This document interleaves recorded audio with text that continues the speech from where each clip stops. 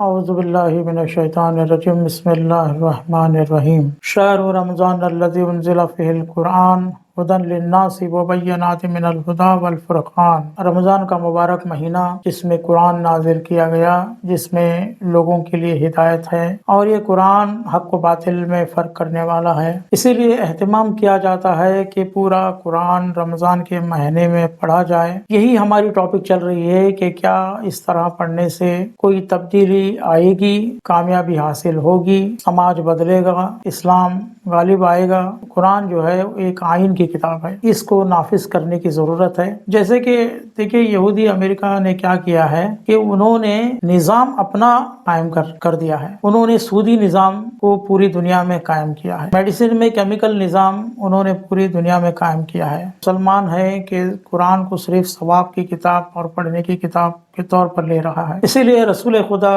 قیامت کے دن شکایت کریں گے، وقال الرسول یا ربی ان قوم اتخذوا ھذا القرآن مہجورا، اے اللہ میری اس قوم نے قرآن کو چھوڑ دیا تھا، مطلب کوئی اس میں سے قانون، کوئی اس سے سسٹمز نہیں بنایا تھا، بلکہ دوسروں کے قانون پر چلتے رہے۔ اسی سلسلے میں یہ سیریز بنائی گئی ہے جس میں ہم نے آلموسٹ 5 اسلامک سسٹمز پر بات کی ہے، Islamic economic system, Islamic medicine system, Islamic education system, Islamic judicial system, اور اب اسلامک پولیٹیکل سسٹم پر بات ہو رہی ہے۔ اسلام جو ہے پوری دنیا کے لیے آیا ہے۔ رسول خدا نے جو مکہ اور مدینہ میں 23 سالہ جو جدوجہد کی، وہ 1-2 سال کے لیے نہیں تھی، بلکہ اس لیے تھی کہ قیامت تک اسلام کے قانون اور اسلام کے سسٹمز کو رہنا ہے، اور 1-2 لوگوں کے لیے نہیں بلکہ تمام انسانیت کے لیے۔ اللہ بھی پورے عالم کا اللہ ہے، رسول بھی رحمت للعالمین ہے، قرآن بھی تمام لوگوں کے لیے آیا ہے، لہٰذا یہ مسلمانوں کا فرض ہے کہ اس کے سسٹمز کو دنیا پر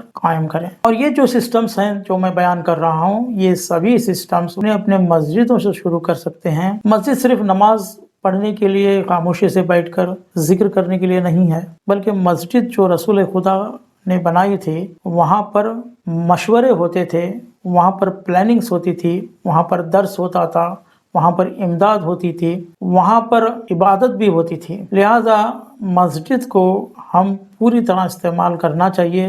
نہیں تو کیا ہوگا کہ جیسے ابھی دیکھ رہے ہیں ایک مسجد کو ختم کیا جا رہا ہے، وہ اسی لیے کہ وہ دیکھ رہے ہیں کہ عبادت کی جگہ ہے، لیکن اگر ایک مسجد ایک کورٹ بھی ہوتا، ایک مسجد ایک اسلامک بینک بھی ہوتی، اور ایک مسجد یونیورسٹی ہوتی، ایک مسجد تو یہ ایسا آسانی سے ٹوٹنے کی والی نہیں تھی، کوئی بھی مسجد ہو۔ آئیے چلتے ہیں، آج کی بات کرتے ہیں، وہ یہ کہ پولیٹیکل سسٹم کو ہم دیکھ رہے ہیں کہ یہ پوری نظام سنبھالنے کے لیے کوئی نہ کوئی چاہیے، اور اس نظام کو سنبھالنے والے عہدے کو پولیٹیکل سسٹم کہتے ہیں، جیسے کہ میں نے کل بتایا تھا۔ تو آج 1-2 آیت ہم لے کر یہ دیکھیں گے کہ یہ جو میں کہہ رہا ہوں، ہو سکتا ہے آپ یہ سوچ رہے ہوں گے کہ یہ کیا ممکن ہے، یہ جو کہہ رہے ہیں یہ جو ممکن ہے، ایسا تھوڑی ہوتا ہے، یہ کوئی اسلامک ملک تھوڑی نہ ہے، یا اس مسلمانوں کے پاس اتنی سوچ ہے، سمجھ ہے، اتنا علم ہے یا اتنا پیسہ ہے، یہ کیسے ہوگا؟ مجھے بھی نہیں معلوم یہ کیسے ہوگا، لیکن میں اللہ پر بھروسہ کرتا ہوں، کیونکہ اللہ نے کہا ہے ہوگا۔ کہاں کہا ہے؟ سورہ توبہ کے آیت نمبر 32 دیکھتے ہیں، اس میں ہے یریدون ان یطفئوا نور اللہ بافواہہم، وہ ارادہ کرتے ہیں، یریدون کہ بجھا دے اللہ کے نور کو اپنے پھونکوں سے، یعنی اللہ کی روشنی جگمگا رہی ہے کہ اس کو پھونک کر بجھا دے۔ وَيَأْبَى اللَّهُ إِلَّا أَن يُتِمَّ نُورَهُ، لیکن اللہ ایسا ہونے نہیں دے گا، بلکہ اللہ اپنے نور کو تمام کر کے رہے گا، وَلَوْ كَرِهَ الْكَافِرُونَ، چاہے کافروں کو کتنا بھی برا لگے۔ وہ بات کر رہے ہیں اللہ کے سسٹمز کو مٹانے کی، اللہ کا نور یعنی اللہ کا دین یعنی اللہ کے سسٹمز، اس کو مٹانے کی بات کر رہے ہیں، اور اللہ کہہ رہا ہے ایسا ہوگا نہیں، بلکہ پورے سسٹمز پورے قائم ہو کر رہیں گے۔ وَلَوْ كَرِهَ الْكَافِرُونَ، تو اس کا مطلب یہ ہو گیا کہ یہ جو سسٹمز قائم ہوں گے اس سے کافروں کو برا لگے گا، کافر لوگ سوچ میں پڑ جائیں گے یہ کیسا ہو گیا، تو کہنے کا مطلب یہ ہے کہ اگر ہم لوگ سب چاہیں گے تو ہو سکتا ہے. اس چیزوں کو بیان کرنے کی ضرورت ہے. کوئی بھی اکیلا انسان کر نہیں سکتا. اگر میں کہہ رہا ہوں انسپریشن کی ضرورت ہے، مجھے بھی موٹیویشن کی ضرورت ہے، سپورٹ کی ضرورت ہے، تبھی ہو سکتا ہے. کیا یہ سب ہوگا؟ اگر نہیں ہوگا تو کہنے کا مطلب کیا ہے؟ تو ایک آیت سے میں نے ثابت کر دیا کہ یہ ہوگا، ایک دوسری آیت سے بھی میں ثابت کروں گا. سورہ توبہ کی ہی آیت نمبر 32 میں نے بیان کی تھی، اور اس کے بعد والی آیت 33. اور آپ کو یہ بھی بتا دو تو یہ دونوں آیت دو جگہ پر ہے قرآن کے اندر. دوسری آیت کیا ہے؟ هو الذی ارسل رسولہ بالہدی ودین الحق. اس نے بھیجا رسول کس کے ساتھ؟ ہدایت کے ساتھ اور دین حق کے ساتھ. دین یعنی پورا سسٹمز. لیظہرہ علی الدین کلہ.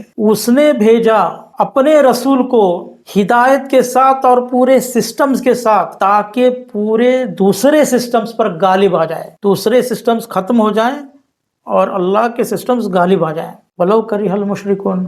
اب مشرکوں کو کتنا بھی برا لگے، پہلے کہا تھا کافروں کو کتنا بھی برا لگے، لیکن اللہ کا سسٹمز قائم ہوگا. اب کہہ رہے ہیں کہ مشرکوں کو برا لگے، یعنی مشرک اور کافر نہیں چاہتے کہ اللہ کے سسٹمز قائم ہوں. اور ایک آیت ویسی ہے لیکن تھوڑا سا آخری پارٹ اس کا الگ ہے. هو الذی ارسل رسولہ بالہدی ودین الحق لیظہرہ علی الدین کلہ وکفی باللہ شہیدا. یعنی اسی نے اپنے رسول کو بھیجا ہدایت کے ساتھ اور سسٹمز کے ساتھ، دین حق کے ساتھ، صحیح دین کے ساتھ، تاکہ پورے دین پر غالب آئے، کوئی اور سسٹم نہ چلے. چاہے کافروں کو برا لگے، مشرکوں کو برا لگے، لیکن اللہ شاہد ہے یہ سب ہو کر رہے گا.